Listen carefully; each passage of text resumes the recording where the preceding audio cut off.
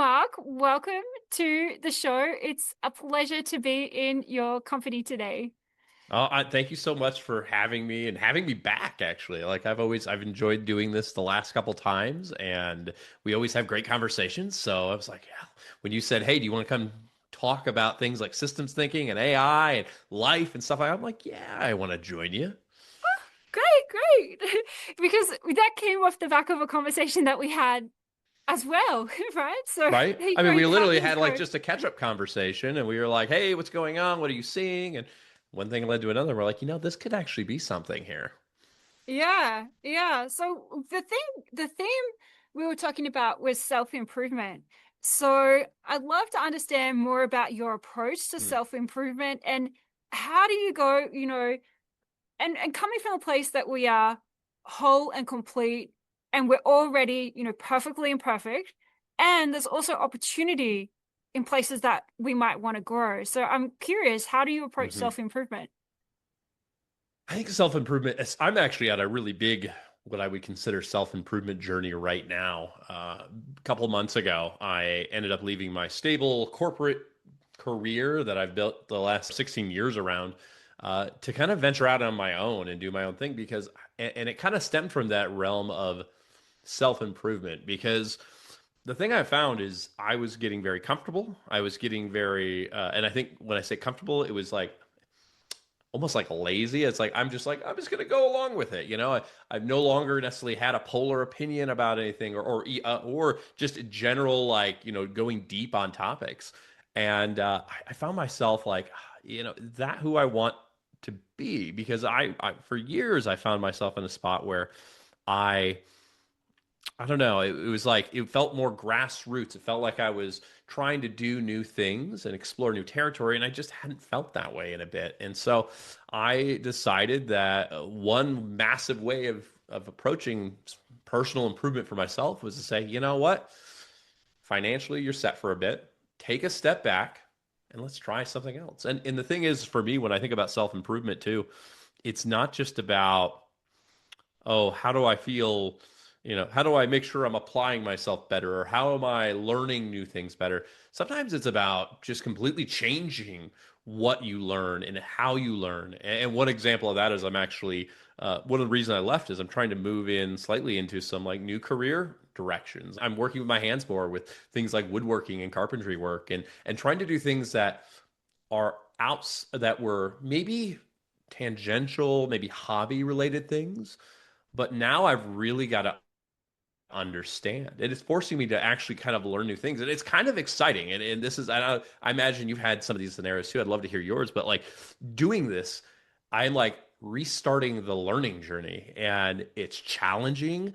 I realized that, when you think about that competency scale where you go from like, what was it? It's the competent incompetence. You go, or no, it's like, no, what is it? It's known or it's unknown incompetence, known incompetence, and then then it's like maybe like you're getting competent. I forgot how the scale And works, but basically consciously competent. that's what it is. That's what it is. And I got to that point now where I've realized how consciously incompetent I am in some of those areas. And so Yeah. and that's exciting because those represent learning opportunities for me. Those were things where I'm like, "Oh my gosh, I'm failing at something. This is awesome." Oh, Like isn't it? I need to do Isn't it? better. Yeah, totally. Yeah, because in those environments where you're in that space and you can realize that things are um staying the same and Yeah. you feel I've been there, you feel you're not growing. And so, Yes. either it's growth or stagnation. And so you Yep. choose, okay, what do I want in this moment? Am I going to grow or am I going to stay the same? And the Hmm. growth journey often takes you to unexpected places, takes you on places where, when you immerse yourself in learning and you look at how things are from, you know, what is the opportunity here? What's being presented? What can I tweak? What can I do from corporate way back, more, better, different, or Oh yeah. less?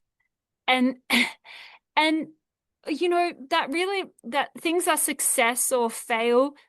None of it even where I'm at the moment, none of it even applies to whether I consider it to be a success or a failure. It's did I learn something?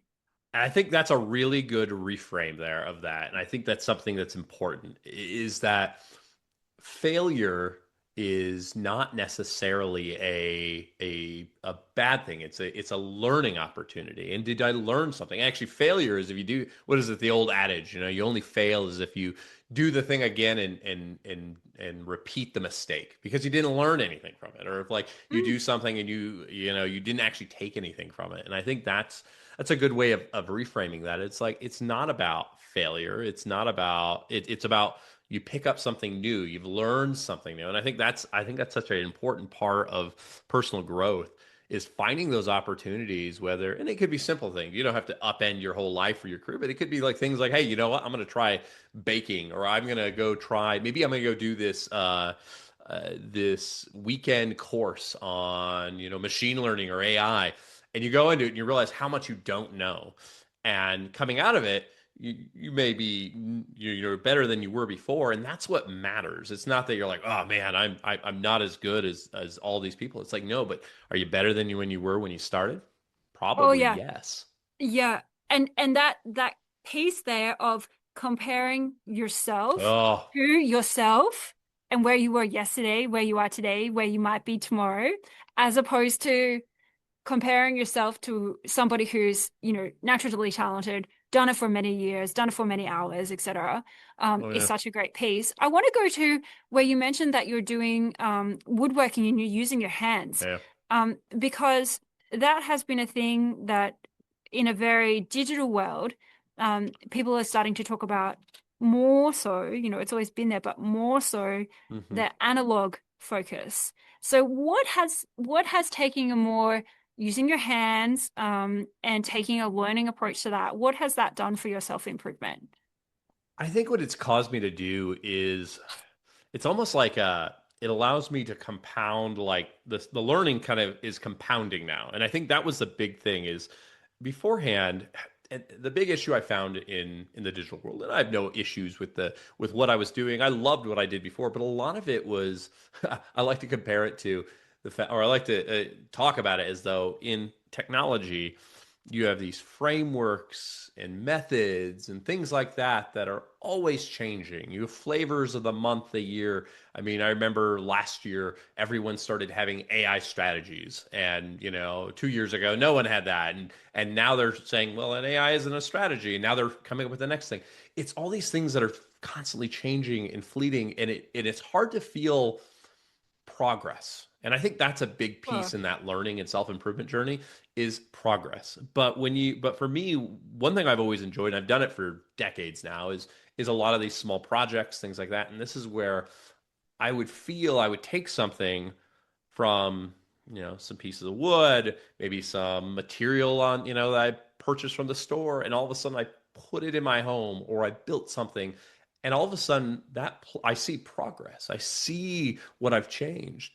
And I think for me, that is such a rewarding piece. It's that building of almost like a mastery too. It goes back to some of that intrinsic motivation is I'm learning how to do things. Like I've learned how to do certain shaping of wood and stuff like that 2 years ago I never would have had any idea. And it took me a lot of failure, but or learning, should we say, a lot of learning. And it was through that learning that I'm like, now I can do it. I'm like, wow. And I could turn this into something that, and I like to think of it as lasting too. This is stuff that will go on through time. It could sit in my home or someone else's home for decades mm, versus the latest framework or methodology is gone tomorrow. And so I think mm, there's something about that longevity that I enjoy, that progression of skill that really kind of brought me back to working with my hands. And I think what we're seeing today, you mentioned this aspect that we're seeing more and more people going back to the analog is this is the blessing and the curse of things like AI. I still play a lot in the tech world. I was building a tool out of Claude just the other day, and the yeah. beautiful thing about that is how quickly I built that tool. And the tool I was using, this small app built it up in about an hour, matter of an hour. It was great. The problem is there was no real adversity in that process, and when there's No real, no sorry. friction, oh no adversity. Adversity. Yeah. Yeah, so there's no friction.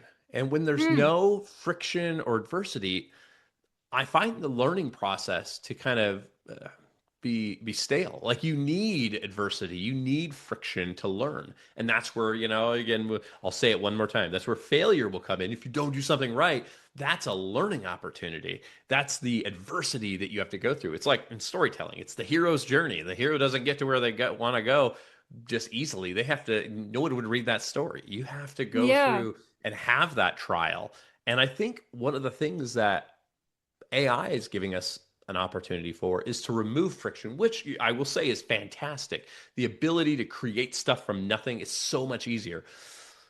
But there's something magical that comes with that challenge, with that fact that I'm like, oh my gosh, I have to build this thing. I have to really Mm. apply my knowledge. Whereas in an expert software developer and myself, who don't know a ton about the syntax and specific programming language, can build very similar things with little to no knowledge. Now all of a sudden that adversity is gone. And so I think that we're seeing a lot of people looking now for what's the next challenge? What's something I can't just plug into, AI and say, Right? give me this thing, right? It's something I have to do myself. And I think there's a little bit of a renaissance looking for that now. We've gotten so Yeah. efficient, so effective at things that we're realizing with that, and I'm sorry to clog the time, but I No, keep go these on. thoughts come up.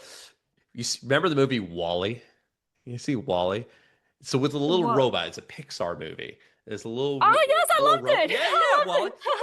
So to me, the state of AI is moving us towards that state of Wally was serving the humans, and the humans, of course, were these large, like, very overweight people who were in these like chairs all the time, and they pretty much everything was made easy and simple for them. Everything was taken care of for them. And I Mm. think that is kind of how like I visualize a lot of the learning process right now is it's so easy right now to do these things that we get lazy. We don't know where's the challenge, where's the Mm. aspect that we're driving towards. And so that when I think Mm. about that, I'm like more and more we're heading towards that goal of efficiency and effectiveness is going to go so far that it's going to take us to a point where all of a sudden we're so efficient, so effective that we start asking, what's the point? Why are we doing this? And Yeah. what am I Where's the getting meaning? from it? Yeah. Yeah. And that what you're speaking about there on the adversity. So I I'll give you an example of how I've used the AI that for information I use is Gemini. And right, so I'm in Brazil and I Hmm. have people sending me audios on WhatsApp.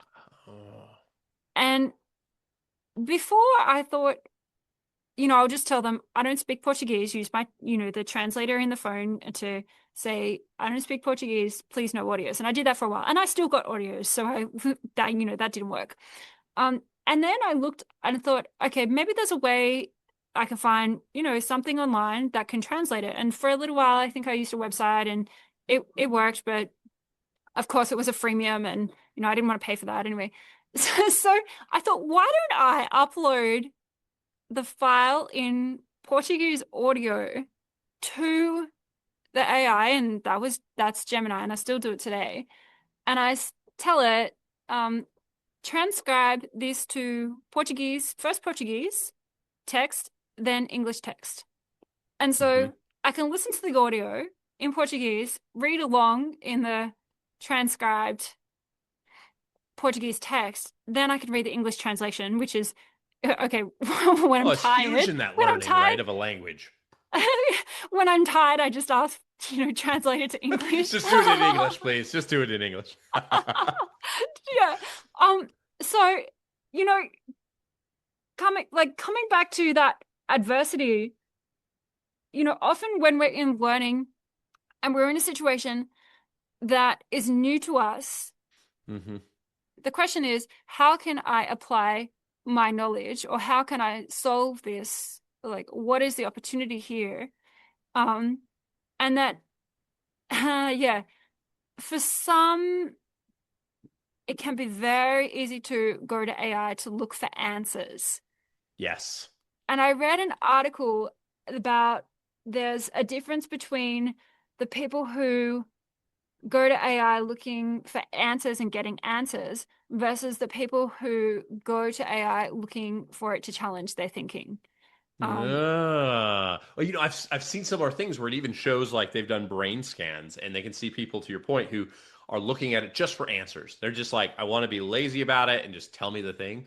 That they've noticed that even parts of their brain aren't lighting up the same way yeah. as people who are leveraging it more as like a in programming. They have this thing called rubber ducking, where basically when you're writing a code, when you're trying to work through syntax and stuff like that, you need to talk it out sometimes. And so people would literally get rubber ducks, they put them on their desk and they would talk to the rubber duck as though it's just to be like to have something to direct their ideas at, and it gave them something to get it out there, and then they could hear their thoughts differently. And what AI is doing is I've called it, if used properly, I like to call it rubber ducking 2.0, where it's Oh yeah. basically it talks back to you now.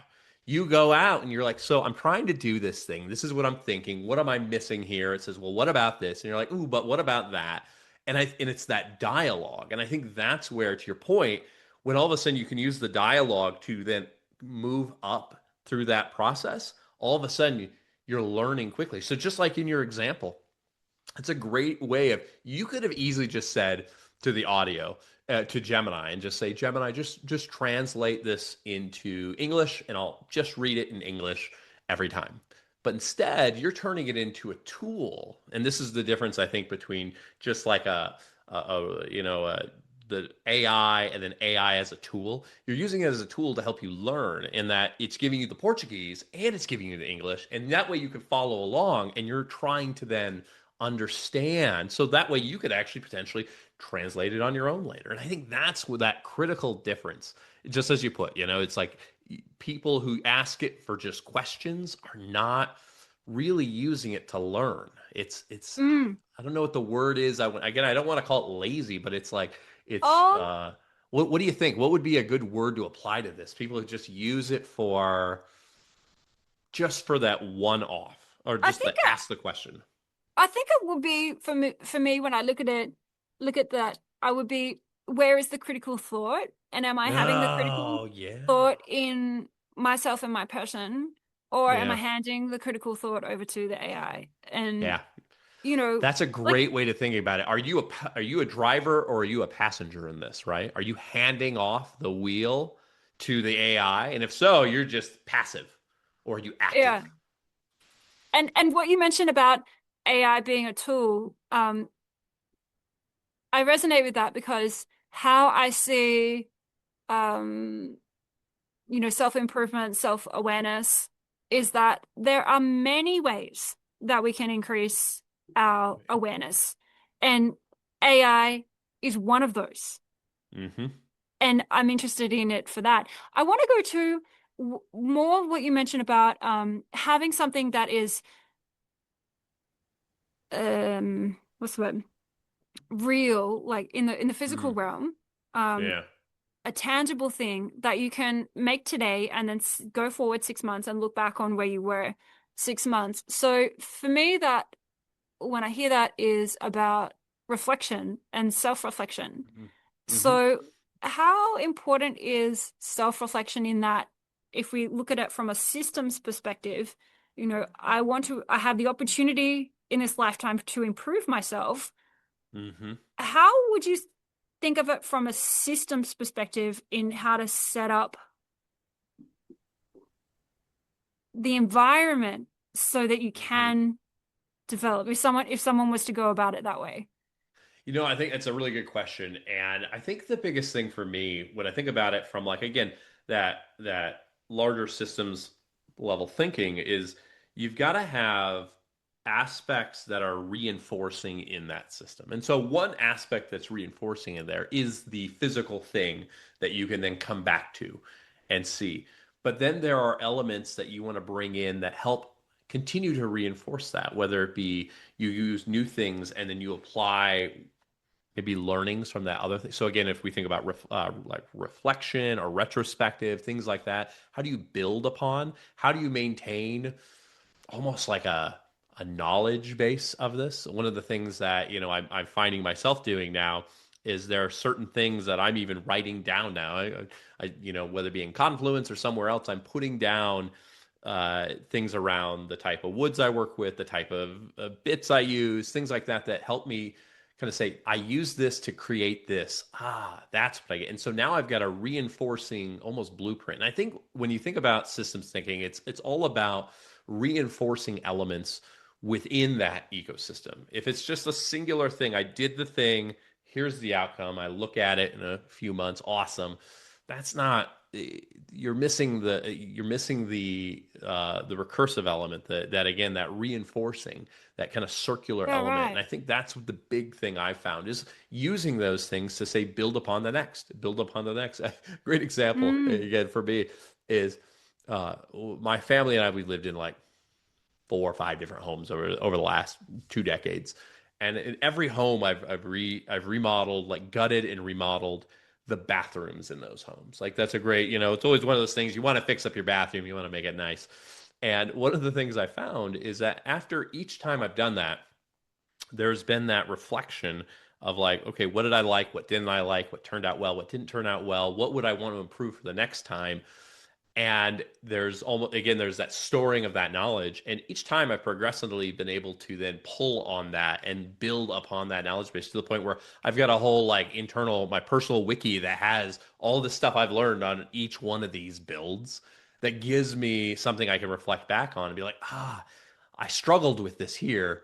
Now I see how I can do it differently the next one. And so again, it's continuing to build on that. And that was something for me that has been just it again, it allows me to not just see the physical progression, but see the progression in myself. That ability to Mm. say show that learning journey. Because I think that's that biggest thing is it's showing that progression of of novice to intermediate to master, within that kind of realm of learning where now I'm like, I know how to do this just like any skilled professional.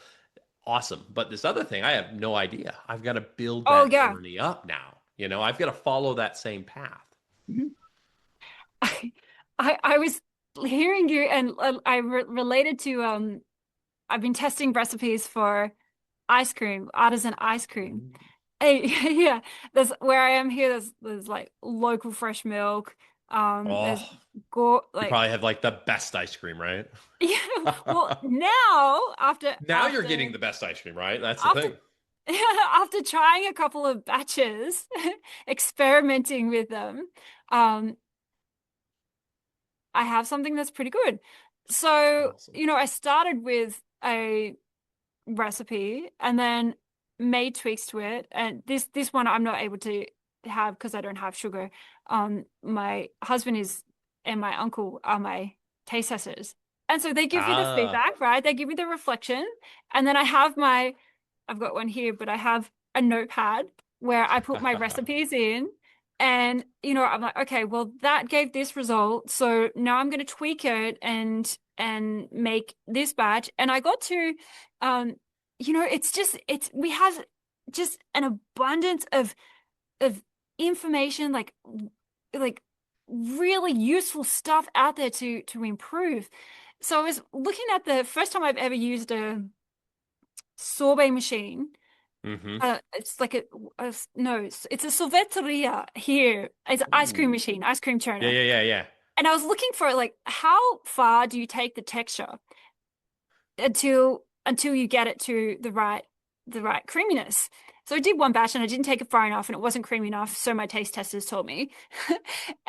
And so I looked for, okay, I'm going to look at a YouTube and find someone who has done the blended state so I can see, what's the texture that it's supposed to look like. So yeah, in that having that reflection of what the thing that you're making, and then having the ability to make the notes and Mm-hmm. tweak it so that when you do it the next time, it's even better. Um, Mm-hmm. then the other thing on that I would say is that if anyone is interested in hearing, uh, maybe I'll be humble, like some progress you can make, have a listen to the very first podcast I did, which is still on this Oh yeah, that's a great Irish. way of doing that. Like you can see how far you've come, right? It's so bad. My questions, tell me your story. And it's just Well, it is probably like that first one too. You're kind of almost nervous, and it's not really, it doesn't feel like a conversation. To now, we're just chatting, and it's just so much more fluid, the most more natural. yeah, yeah. So I have heard some podcasters, they, delete some of their episodes and things like that. But I Oh, feel that it's a point of reflection, right? It's part of it is. the for me in the podcast system to have something that was, a few years ago, maybe 2021 now, and to look at that and be like, wow, if I played that, I'd Mhm. cringe. Having But the and again, cringe. it's that aspect to see that, and I think that's where kind of going back to that systems thinking. I think so often when people think about systems thinking, they think this massive thing. They think large organizations, complexity, things like that. But really, when you break it down, a system is could be something as small as a cell. That is a system where it Mm, pulls in information, it uses it, it leverages what it has, reflects that back, and then starts the process again. And that's where mm, for me, I think maybe in my early days in technology, what really drew me to a lot of some of the like the agile world and things like that because it was you worked with every 2 weeks a team would get together, they plan out their work, they do the work, at the end they'd be like, all right, cool, where did we screw up, where did we do awesome, what do we want to do different, and then they'd go at it again. And it was this kind of relentless pursuit of getting better. It's that relentless pursuit of learning. And I think to me, that's the real essence of a system. Is a system is something that is constantly in motion and constantly learning. If it sits there, if it's just A to Z, nowhere coming back, it's not a system. yeah, right. Wow. Wow, I feel that is such a good place to like you hearing that you so well rounded out that piece. What would be the most powerful thing someone could do if they were interested in starting in this systems way of improving themselves? Hmm. Be simple and pick something. I think it's a system isn't a system unless it's moving, and to actually take action on it and use the reflection. Like I said, it could be as simple as, you know what, I want to learn how to make ice cream. Awesome. You don't probably need much to do that. Go try it out. And then after you do it, learn and then try it again. And I think then you start building this idea of a system. And really, a system is that of a learning loop. It's that aspect of that recursive element. And so, really, don't think it has to be big, and don't feel like you need to make massive life changes. But sometimes the best learning you get comes from massive life changes. So always keep that in your back pocket. Mark, it's been an absolute pleasure to be in fluid conversation with you I today. love it. Thank you so much. Thank you so much for having me on. I've had a blast chatting with you. And yeah, I can't wait to hear about what people are doing out there around their own systems and their own journeys.